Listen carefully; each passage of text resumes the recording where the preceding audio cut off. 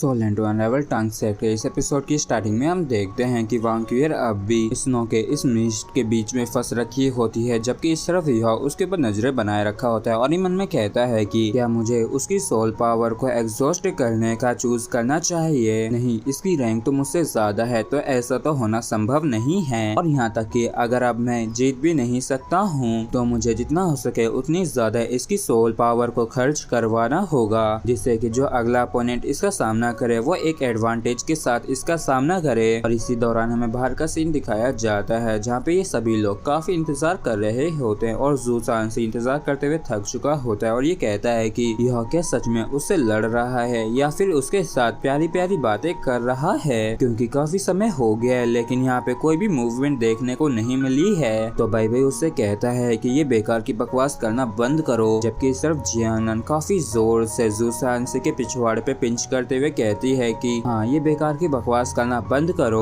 और तुम्हारे लिए यही बेहतर होगा कि तुम यूहा और डोंगर के रिलेशनशिप के अंदर इंटरफेयर ना करो। और क्या तुम्हें मेरी बात समझ में आ गई? जबकि पिंच की वजह से ज़ू सांसी को काफी ज्यादा दर्द हो रहा होता है और ये कहता है कि हाँ मैम। तो डोंगर कहती है कि सिस्टर नान, ब्रदर सांसी हमेशा से ही ऐसे रहे हैं और मैं भी इनकी बातों को दिल पे नहीं लेती हूँ, और वैसे अगर आप इनके साथ स्ट्रिक्ट नहीं हुई तो ये आपकी बात भी नहीं सुनेंगे। तो जियांगनान ज़ू सांसी से कहती है कि याद रखना जो मैंने तुमसे कहा है, और अगर तुमने मेरी बातों को नहीं माना तो मैं तुम्हें छोड़ूंगी नहीं, समझ में आ गया ना? तो ज़ू सांसी हंसते हुए कहता है कि हाँ, आखिर मैं कैसे तुम्हारी इन मीठी बातों को नहीं सुन सकता हूँ। जबकि इस तरफ डोंगर एरिना के अंदर देखते हुए मन में कहती है कि यह डेफिनेटली एनर्जी को खर्च करने वाली चाल को ही इस्तेमाल कर रहा है, लेकिन आखिर वो अपने दिल में वांकियर के अंदर क्या देखता है। जबकि इस तरफ हम एरिना में देखते हैं कि यह मिस्ट का फायदा उठा के वांकियर के करीब जा रहा होता है और ये वांकियर के करीब आ जाने पर अपने पाम को अटैक करने के लिए तैयार कर लेता है और ये मन में कहता है कि अब मैं मुश्किल से ही अपने डोमेन को बनाए रख सकता हूँ, मेरी जो सोल पावर बची है उसके दम पे, इसलिए मुझे इस अकेले अटैक के ऊपर अपना पूरा जोर लगाना होगा और मेरी जीत और हार बस इस पे ही डिपेंड करती है। और फिर यह अपने पाम को आगे बढ़ाने लगता है और जैसे यह का ये पाम वांकियर को हिट करने वाला होता है तो हम वांकियर को देखते हैं, जिसे देख के ऐसा लगता है कि इसे इस बारे में कुछ भी नहीं पता है। लेकिन अगले ही मूवमेंट पे काफी सारे गोल्डन ड्रैगन स्पीयर्स ने यह के ऊपर अटैक कर दिया होता है और इस चीज को देख के यह भी काफी हैरान होता है और एक साथ इतने सारे गोल्डन स्पीयर को अटैक करते देख यह इसे डॉज करने के लिए शैडो घोस्ट फुटवर्क का इस्तेमाल करता है और खुश होते हुए मन में कहता है कि मैंने इसे डॉज कर लिया, क्योंकि मेरी जो स्किल है वो तुम्हारे एक छोटे से मूवमेंट को भी मुझे बताती है और अब मुझे लगता है कि समय हो गया है,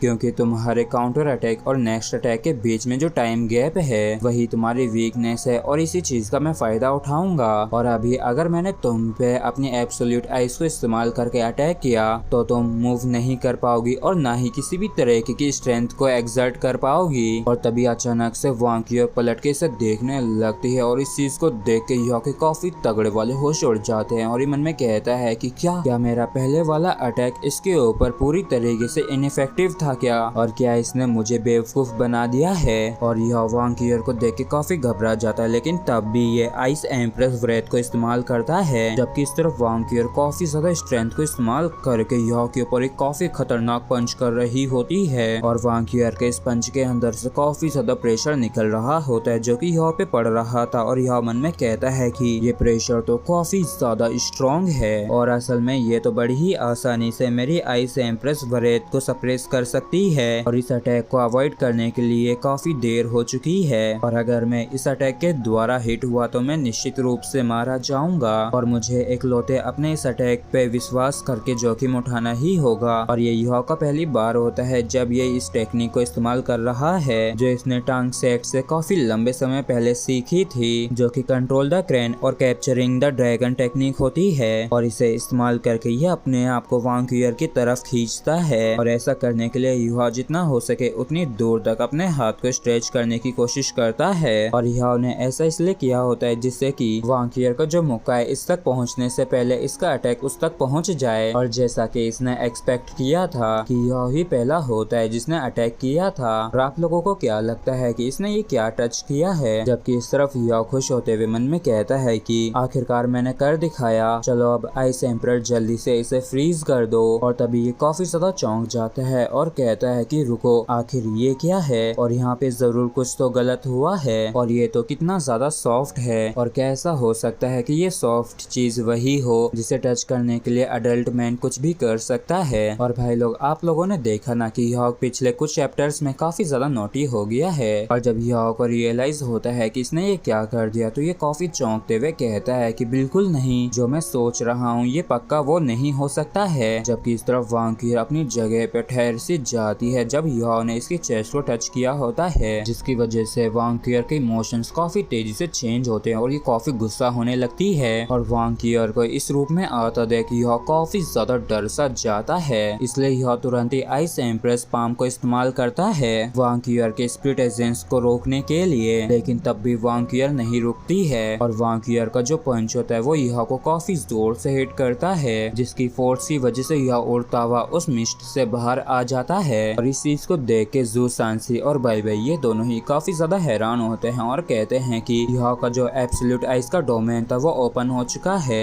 और देखो तो कि यह उड़ता हुआ उस डोमेन के अंदर से बाहर निकला है। लेकिन इन दोनों में से आखिर जीता कौन है? और यह जो मिस्ट के बाहर एरिना में पड़ा होता है वो वांगक्यूर की तरफ देखते हुए मन में कहता है कि आखिर ये क्या था और मैंने जो इस अटैक से एक्सपेक्ट किया था ये स्ट्रेंथ वो नहीं थी, लेकिन ये संभव नहीं होना चाहिए था और मुझे जल्द से जल्द इसे स्टेज के बाहर फेंकना होगा। इसके ब्रेक थ्रू करने से पहले, मतलब कि वांगक्यूर अपने आप को फ्री करवा ले उससे पहले यह इसे स्टेज के बाहर फेंकना चाहता है। और जब ये ध्यान से वांगक्यूर की तरफ देखता है उस मिस्ट के अंदर तो ये पाता है कि वांगक्यूर सच में काफी ज्यादा गुस्सा हो रखी है, जिस वजह से इसकी हालत और भी खराब हो जाती है। और ये दूध पीते हुए मन में परेशान होते हुए कहता है कि अच्छा, अगर मैं इस बारे में दोबारा सोचूं तो मुझे नहीं लगता कि मुझे ये करना चाहिए, क्योंकि ये पहले ही काफी ज्यादा गुस्से में दिख रही है। और भाई लोग, ये वीडियो आपको कैसा लगा ये कमेंट करके आप लोग जरूर बताइएगा। और इसी के साथ ये बढ़िया सा हमारा एपिसोड यहीं पे खत्म होता है। अगर आप लोगों को वीडियो अच्छा लगा हो तो प्लीज चैनल को सब्सक्राइब और वीडियो को लाइक करना बिल्कुल भी ना भूलें। Thank you.